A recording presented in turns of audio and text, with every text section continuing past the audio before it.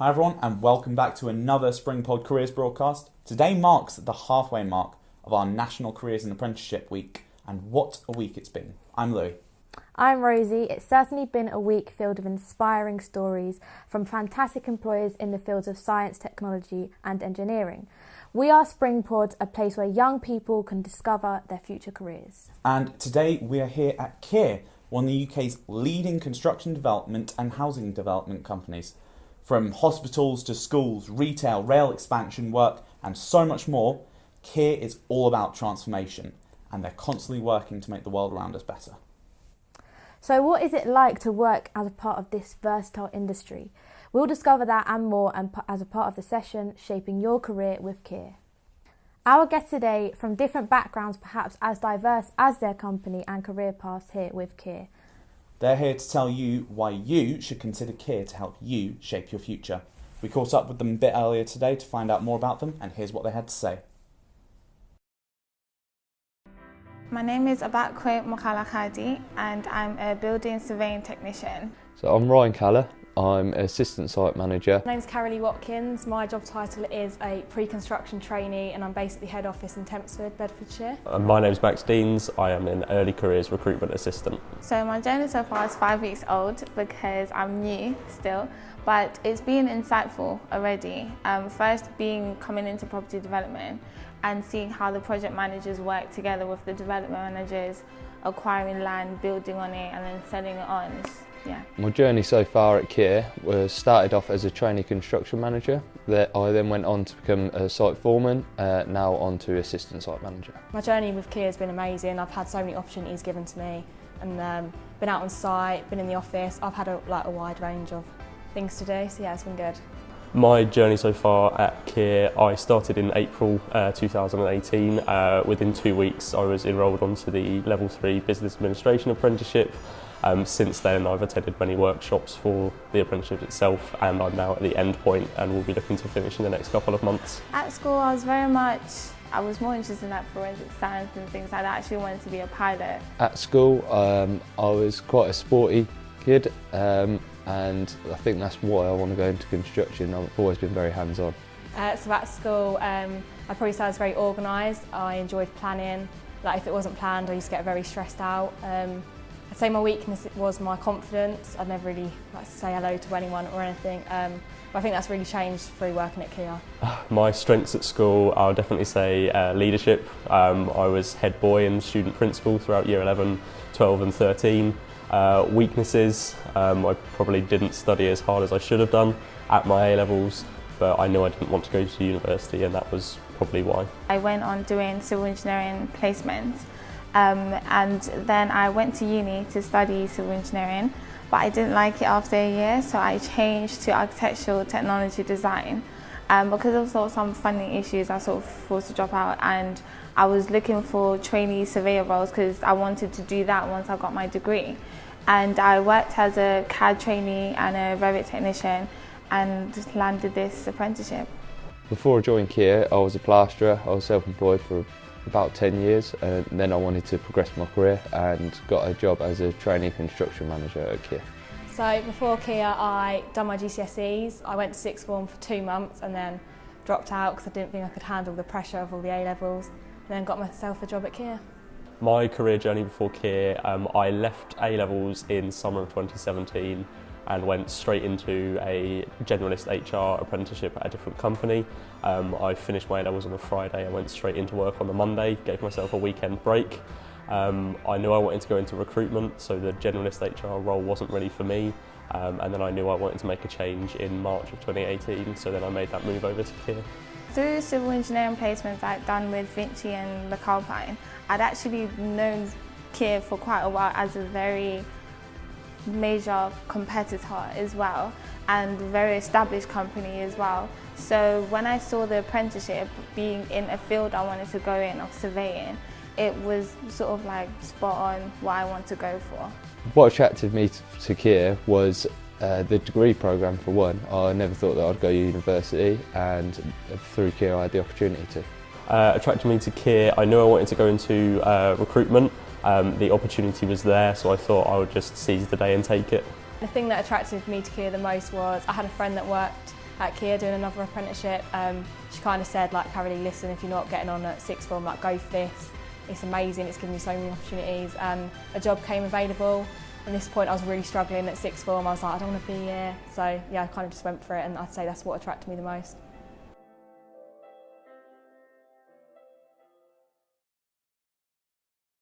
Welcome back. I must say that's a pretty cool way for us to find out about our guests. I completely agree, and it is also an absolutely brilliant way to understand a little bit more about their journey and how they feel about working here at Kier. We just wanted to say a massive thank you to everyone at home for submitting their questions. So we're going to start with an easy one. Guys, what would you say is the best part of an apprenticeship? Because we'd love to hear your thoughts on this. I'd probably say the best part about an apprenticeship is having that constant support from people around you, that I've often got that knowledge and experience that I'd really benefit from personally. For me, with doing the degree, it's learning with the degree and also putting it into practice while you're at work. That's cool. Yeah, and I guess for me it would be learning, and not just learning, but also like learning about yourself professionally, how you're going to develop, and seeing the opportunities that are going forward for you as well. Yeah, mine would definitely be the same, developing all your own personal skills while being in that professional environment. Cool.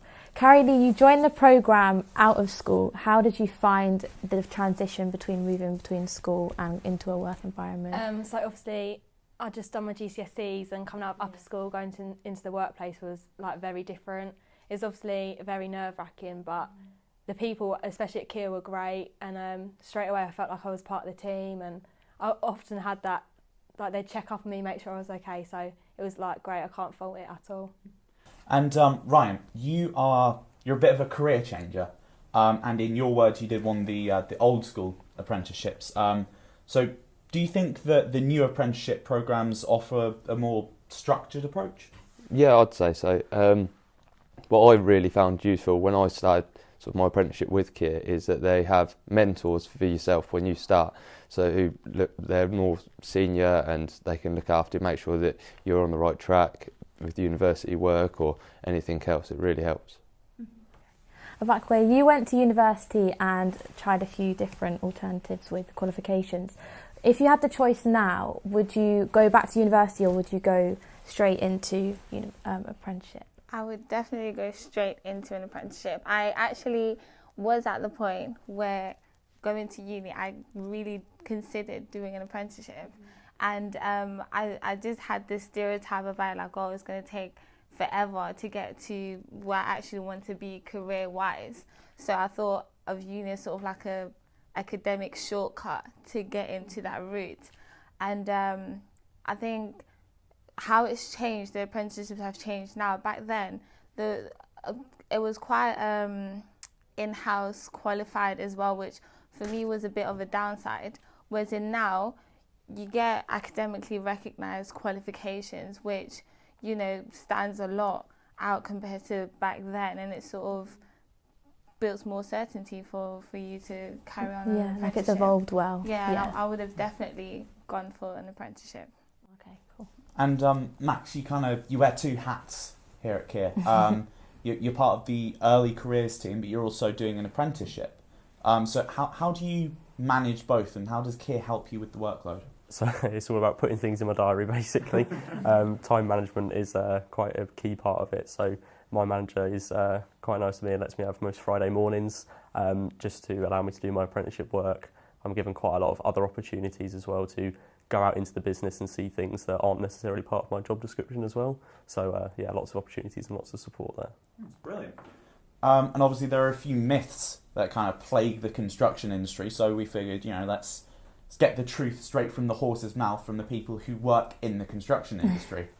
So there's a misconception generally that construction is an industry for men. So let's go to Abakwe and Carolee, and you guys can join in as well.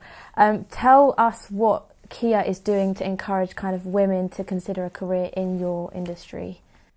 I'd say I know personally that Kier offers so many opportunities for women. Like, they're really keen to get women like promoted. Like, so you're starting as an apprentice, and we've got like directors that are now women directors, and we have a balanced business network. So it's all about promoting the whole diversity across the business, really. That's really good. Yeah, and it's certainly not true, because in my office, the ratio is almost 3/4 to females to men. So, that is just it's a good not ratio. true, Yeah.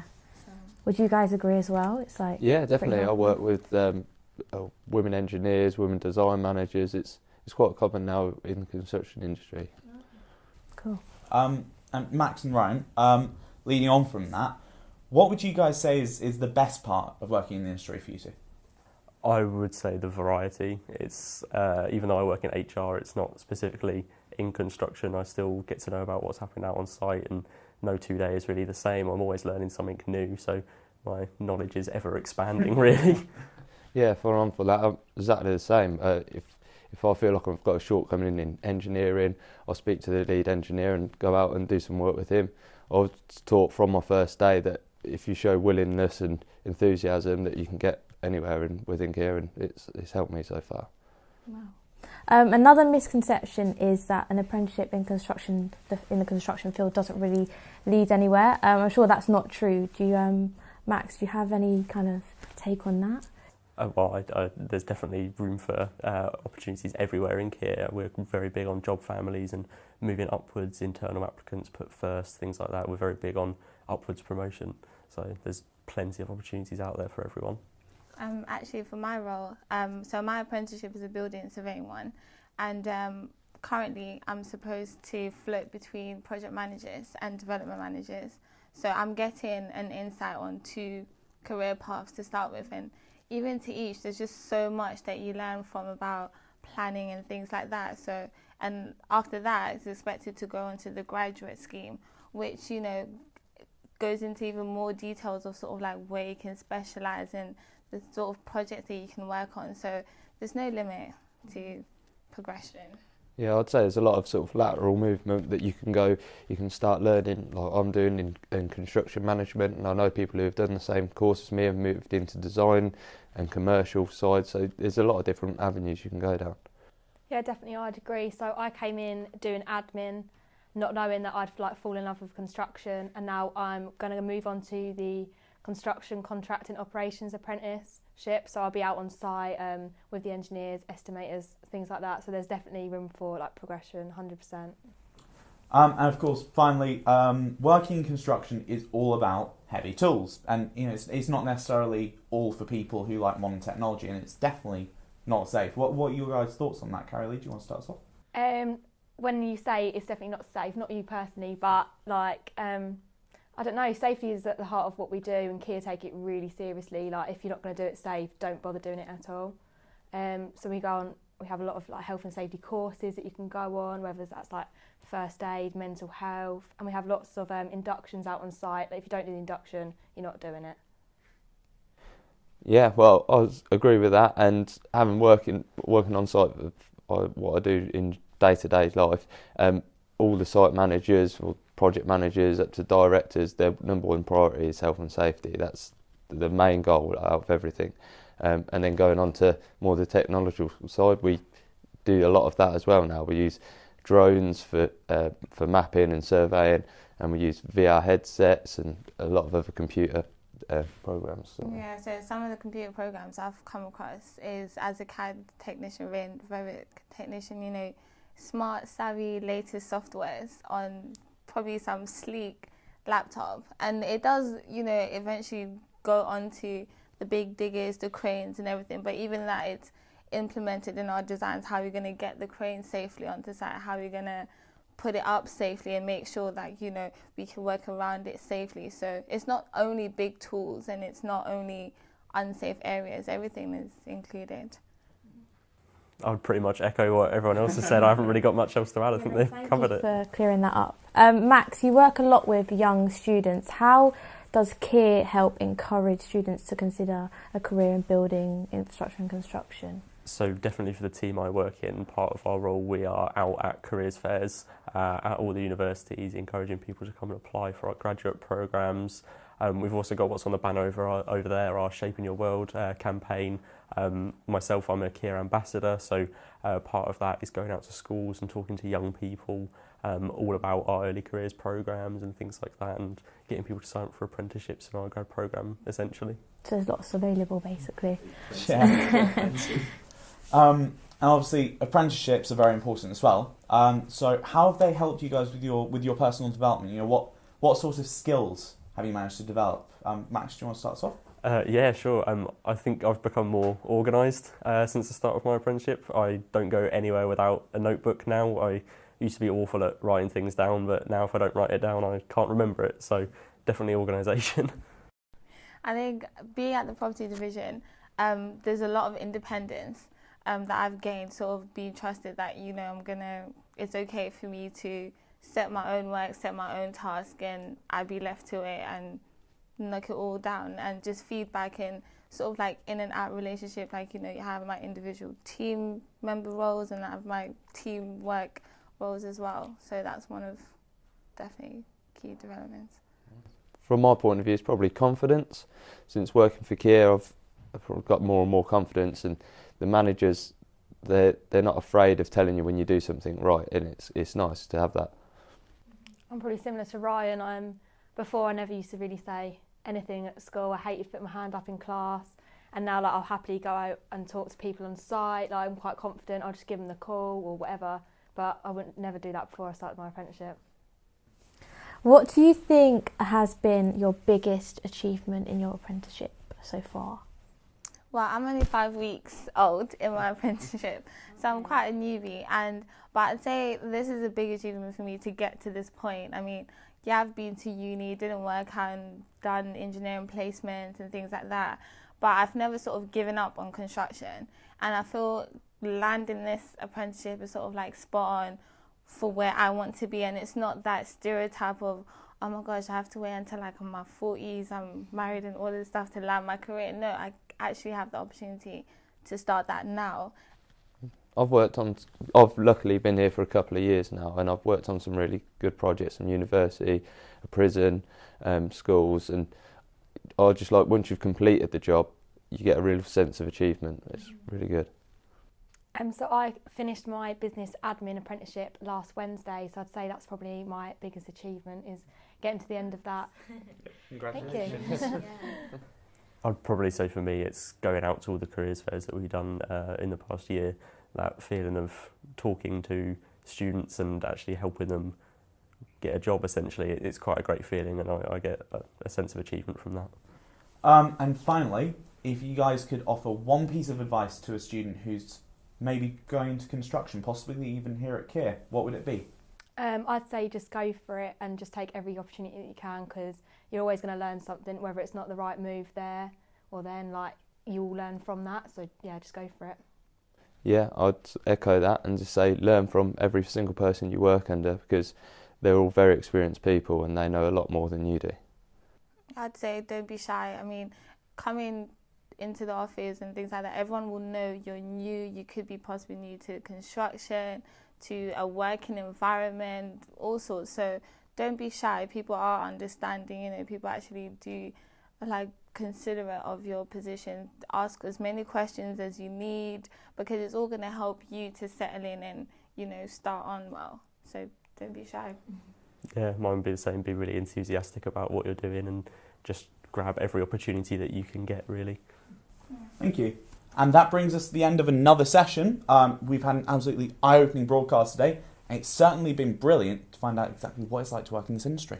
Yeah, for sure. And our friends here at Kier have definitely helped us debunk some common myths that we've had around the construction industry. To all of you students who are tuned in at home, we hope you're all geared up to explore some of the fantastic opportunities that Kier has to offer for students like yourself. And make sure you join the Kier Talent Pool on SpringPod. Interact with Kier ambassadors like Carrie Lee, Ryan, Max and Abakwe, and hopefully apply for one of their programmes. And who knows, you may have been scouted for a suitable role, so keep that profile updated. Mm-hmm. For all updates, follow SpringPod and Kier on all social medias. You've been watching SpringPod Live. To see you next time for another inspiring broadcast.